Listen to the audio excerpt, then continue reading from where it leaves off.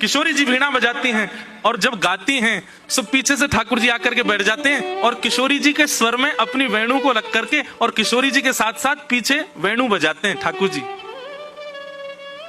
बंधु, कभी कभी मन में भाव नहीं आता, हमारी ऐसी कोमल सी किशोरी जी इतनी भारी वीणा लेकर के बैठती हैं और जिनने गिरिराज पर्वत उठा लिया वो नेक्सी जी बंसी लेके बैठे हैं। उल्टा होना चाहिए ना, ठाकुर जी वीणा बजाएं और किशोरी जी बंसी बजाएं।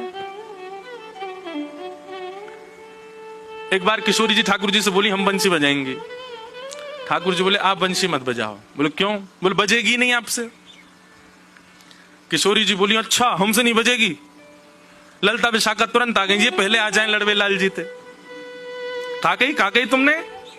बोले मैं यूं कह रहा हूं कि हमारी श्यामाजू बंसी ना बजा पाएंगी।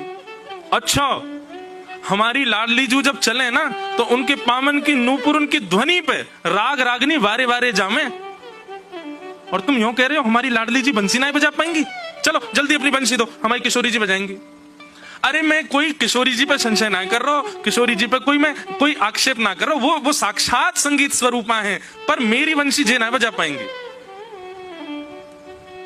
ललता जी बोली आज तो यही बंसी बजेगी, अब ही बजेगी और तुम्हारे सामने ही बजेगी, लाओ दो। ठाकुर जी बोले ना माननी बात, लो दे दो।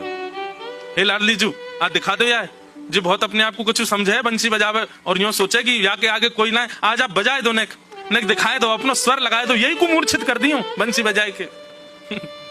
ठाकुर जी खड़े, हाँ श्री जी बजाओ, हमारा तो सौभाग्य कि हमारी बंसी आपकी सेवा में, पर मैं फिर कह रहा हूं जी बजेगी नहीं।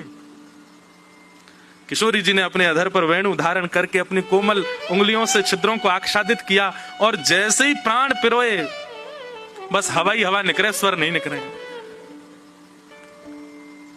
ललता विशाखा कह रही है अरे जल पिला गलो सुगो श्यामाजू को जल पिलाई दियो, लेकिन बंसी ना बजे। ठाकुर जी मंद मंद मुस्कुरा रहे। अब मैं कह रहा हूं नए बजेगी, मुंह वापस कर दो।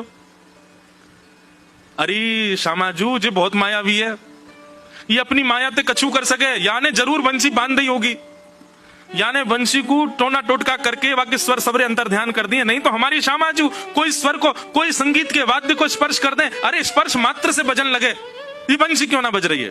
ठाकुर जी बोले पहले बंसी वापस करो फिर बताऊंगा। किशोरी जी ने बंसी वापस करी।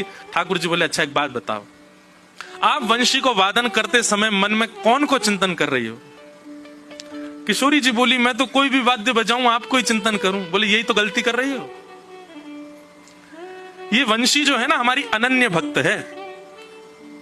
अनन्य को मतलब कहा हुआ एक के अलावा दूसरे को ना भजे ये, और या वंशी में नित्य आपको ही चिंतन होवे, या वंशी में नित्य आपको स्मरण होवे, ये वंशी आपकी भक्ता है और आप या वंशी से मेरी भक्ति करोगी तो ये वंशी कैसे बजेगी? हे श्यामाजू आप नेत्र बंद करके अपनो ही चिंतन करो, मतलब अपने ही स्वरूप को ध्यान करो। जब आप अपनो ध्यान करोगी तब ये वंशी बजेगी, क्योंकि या वंशी में तो नित्य आपको ही गायन किया जाए। किशोरी जी ने अधर पर वंशी रख के जैसे स्वयं को स्मरण किया, अपने रूप नक, अपने रूप नेत्र आदि को स्मरण किया, अपनो ही स्मरण करके जैसे वंशी अधर पर धरी, बिना फूंक के वंशी बजन लगी। किशोरी जी के नेत्र सजल है गए, दौड़ करके अंक में भर लिए श्याम सुंदर। आपकी या अनन्य प्रेम पे ही तो मेरा मन करे कि मैं वारी वारी जाऊं। अरे स्वयं तो अनन्य है, अपने अंग संग रहवे वारे सब वस्तु भी अनन्य कर ली आपने।